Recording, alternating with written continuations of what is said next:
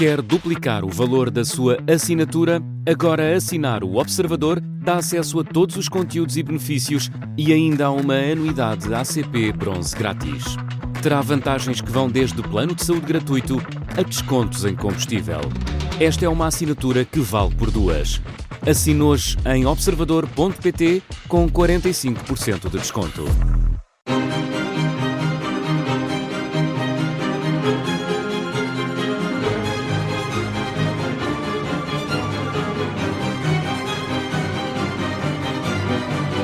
A Rádio Observador veio mais uma vez até ao distrito de Viseu, neste caso até ao concelho de Oliveira de Frades, aqui no Museu Municipal desta região.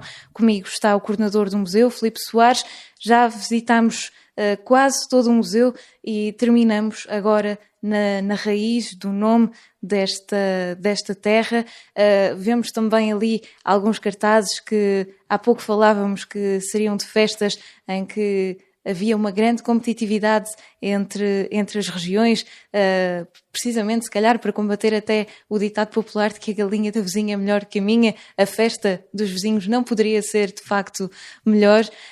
E é precisamente na essência de Oliveira de Frades que terminamos a visita por este museu, o Museu Municipal, e à nossa frente temos precisamente a imagem principal, se calhar, da identidade deste município, que é o brasão. E para nos explicar, Filipe, o que é que querem dizer todos estes símbolos que aqui podemos observar? Sim, vamos terminar a visita ao Museu de Oliveira de Frades no que nós chamamos o corredor da construção do concelho, do município, e é uma parte integrante da história deste concelho, o seu brasão. Os brasões, do modo geral, no concelho foram elaborados em 1933 pela Associação Portuguesa de Arqueólogos e, na altura, apontava-se para a gênese, a raiz do concelho de Oliveira de Frades, uma história diferente do que se veio a verificar depois, mas não fará de todo sentido na atualidade estar a alterar o brasão, que é uma imagem já bem instituída, mas contando um pouco da história e do que nós podemos ver no desenho do nosso brasão. Nós vemos o brasão encimado por duas cornetas que simbolizavam um território de caça. Portanto, a caça também esteve na origem, como já falamos, na pré-história, na sala de arqueologia. As condições do território do concelho foram propícias à fixação do homem e a caça era fundamental também para essa fixação. Por sua vez, no fundo, vemos três listas azuis e uma cinzenta que representam o rio Voga. Lá está, mais uma condicionante que foi importante para a fixação do homem. A água é vida e o rio Voga aqui era um elemento-chave e continua ainda a ser, com a nossa barragem e com todo o potencial que poderá advir daí. Temos também duas abelhas que simbolizam, por um lado, a produção de mel. Era um território onde era importante a produção de mel, e por outro lado a abelha simboliza a ordem, o trabalho em grupo, e portanto as gentes desta terra foram vistas também dessa forma. Ao meio está o símbolo que está errado no meio de toda esta narrativa, no meio de todo este storytelling. Como eu falei, a questão de 33, quando ele é criado, ainda a historiografia apontava para que Oliveira de Frades fosse a terra dos frades associados ao mosteiro de São Cristóvão de Lafões, um mosteiro localizado, penso eu, que a 6 km daqui, e que faria todo sentido, mas a investigação histórica, mais tarde veio-nos a revelar que não é todo correto. E após a descoberta de uma carta de doação da vila de Oliveira em 1149 pela família Rabaldes, de uma pequena vila que eles eram proprietários, que se chamava Oliveira, ao mosteiro de Santa Cruz de Coimbra. Portanto, quem era realmente dono deste território era o mosteiro de Santa Cruz de Coimbra. Mais tarde, essa doação por essa família vai ser confirmada em 1169 por Dom Afonso Henriques, em carta de confirmação da doação. E, portanto, a pequena vila de Oliveira, que é onde estamos hoje, era nem mais nem menos que um pequeno pântano que foi conquistado pelos nossos antepassados ao longo dos tempos, e esse pântano, esse nome Ulveira, vinha de uma pequena planta que se chama ulva e que era predominante nestes pequenos pântanos.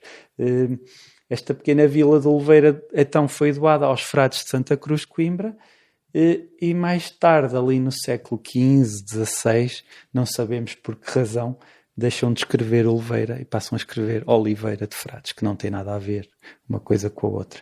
E por isso é que eu pergunto nas nossas visitas, normalmente, às pessoas que é que elas acham que se chama Oliveira de Frades, e diria que a maioria me diz que havia aqui muitas oliveiras e muitos frades, e realmente não tem nada a ver com o que parece óbvio.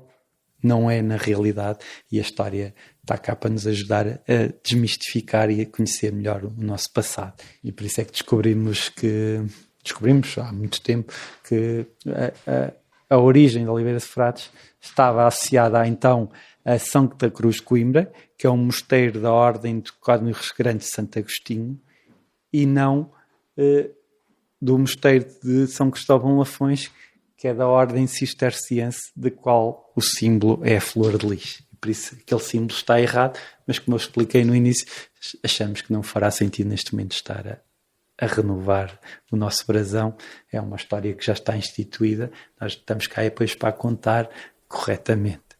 O que não está errado é o último documento que vamos ver, este que é a confirmação de que é uma terra, de que é Oliveira de Frades, certo? Sim, como falámos na primeira sala, em vários períodos cronológicos, avançámos ali um bocadinho no tempo, e o século XIX, com todas as contingências e reformas, vai então espartilhar o Conselho de Lafões, e é em 7 de outubro de 1837, perante este documento que temos à frente, que é o Decreto-Lei da Dona Maria II, o Conselho de Oliveira de Frades, após uma dinâmica de regressão e avanço na questão territorial e administrativa, vai ser restaurado definitivamente, e então aí temos o nosso feriado municipal a 7 de outubro de 1837. Depois disso ainda vai sofrer ali umas pequenas alterações, que é por isso que vêm a seguir aquelas 2 freguesias e depois ficam lá sozinhas, perdidas na Serra do Caramulo, mas de um modo geral este é o documento que data o início deste Conselho de Oliveira de Frades.